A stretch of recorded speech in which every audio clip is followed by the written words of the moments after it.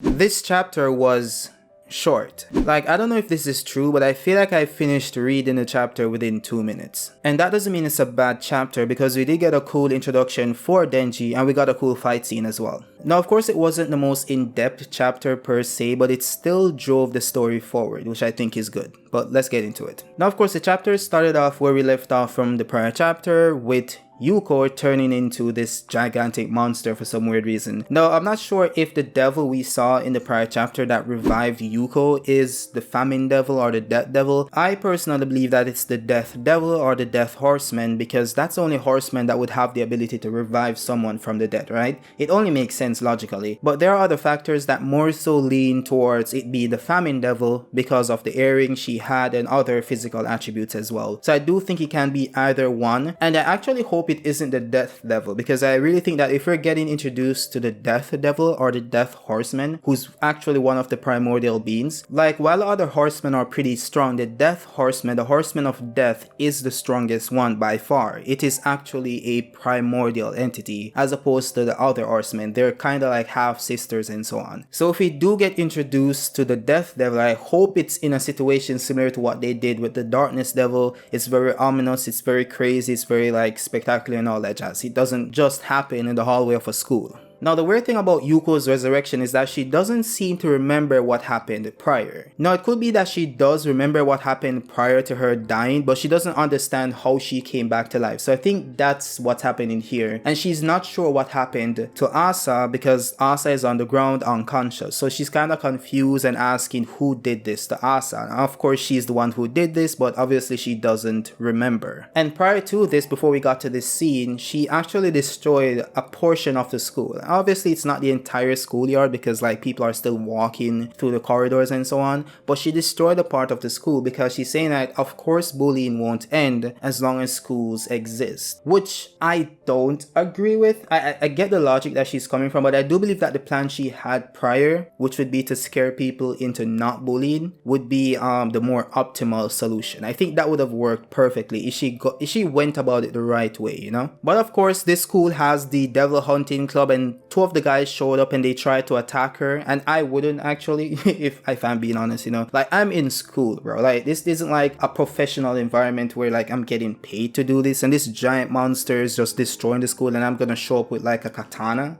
to do what exactly? These guys had a death wish and it was fulfilled. That's what I'm seeing here. Now, the weird thing about this situation is that the devil who revived Yuko has completely vanished. She has disappeared. Now, there's another girl there who seems to be blonde and seems to have a similar hairstyle to the devil that revived Yuko, but it isn't the same person. Like, they have different facial features, different mannerisms and all that jazz. And also, this girl doesn't have the earrings the devil had prior, which people used to link that devil to the famine devil. So I don't think this is the same person. This actually appears to be a regular human being who just stumbled upon this situation. Bad luck, but you know, it is what it is. So she's basically blaming this girl for the situation, saying that she did something to Asa and she's going to kill her. And then Denji showed up out of nowhere. So he's finally here. He isn't at home. He didn't skip school. He was there the entire time, just doing something else. And of course, the situation has gotten out of hand because this big gigantic devil is actually like very visible on the schoolyard.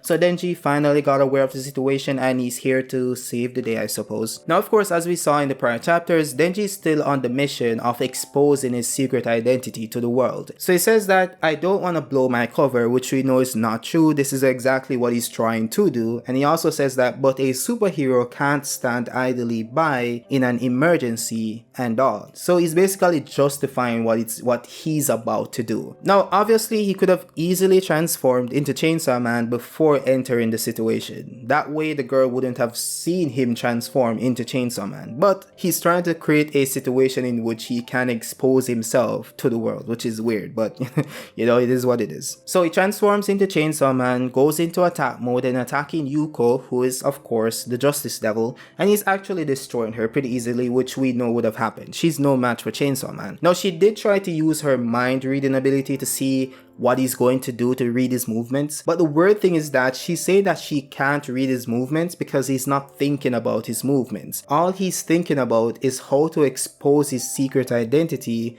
while making it seem natural. So this dude isn't even thinking about fighting. He's not thinking about like stringing together actual movements to win the fight. He's just like slashing and dicing and thinking about a way in which he can come off as natural as possible to expose himself as Chainsaw Man, you know? So I guess, you know, that's his motivation at this current moment. Asa then finally wakes up. Now I'm not sure if she was actually like unconscious. Maybe she was actually unconscious, and she wakes up here in this moment and then instantly turns into the War Devil, because you know the War Devil can possess her body at any point in time if she wants to. So obviously Chainsaw Man is right there in front of her at this point in time. This is exactly what she wanted. So she takes over Asa's body and she confronts Chainsaw Man. And I actually love, you know, this scene. You know, it looks really cool. I love the art style and everything. I love how gory it is and nasty and dirty it looks. It doesn't look like this clean, like, you know, buttercup thing that we see in other mangas. I'm not gonna call names.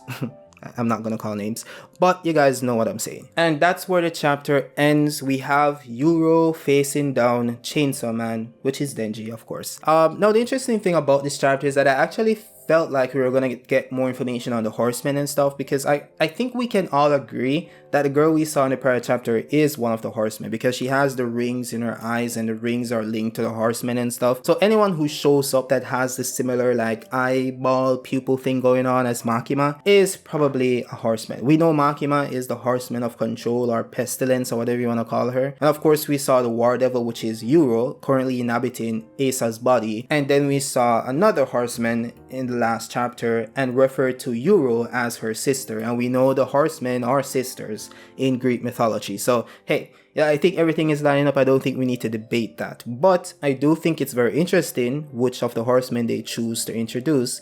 And I hope it isn't the Death Devil. Even though I predicted in my prior video it actually has the Death Devil in the title, I don't want it to be. I just thought it was the more logical option since she revived someone from the dead. And we know Yuko isn't a hybrid. They didn't just feed her blood and she revived. That's something only a hybrid is capable of doing, right? Because they can't actually die. They just heal and come back, you know, and you can heal them with your blood. Of course, you can heal other devils as well, but when you cut them up into mini pieces of themselves, chop off their heads and shit, they die immediately. That's it. You know, like she had a contract with the Justice Devil, I believe, or maybe she became a fiend. I have no idea, but she wasn't a hybrid, so she actually did die when Asa cut her up into multiple pieces. So the Famine Devil brought her back to life some way somehow, and she has her own consciousness. Now it could be that she wasn't dead as yet. It could be that she was on the verge of death, like it's a very strong devil, so it didn't die immediately, but it would have died eventually. So I guess the Famine Devil maybe has the ability to heal someone or something. Maybe that's a possibility. Maybe using some insects or some, I don't know what the Famine Devil would have done to bring her back to life. That's why I'm saying that it's more logical that it would be the Death Devil, but I hope it isn't, because the Death Devil is a primordial entity and should be stronger and should be introduced way better than walking into the hallway of a school. You know, I just think the Death Devil should get an introduction to the Darkness Devil or something even way better, because I think that the figure itself deserves that, you know. But all in all, I think it was a great chapter. Let me know what you think about it in the comment section. I'm still working on the theory, you know, the chaos theory, you know, in reference to what Pochita is. But it's taking a long time. I'll probably get it out 2 days after this, hopefully. But yeah, I'm working on it. But let me know your thoughts on this chapter down below. Drop a like if you like the video, subscribe for more content just like this one, and I'll see you guys next time. Peace out.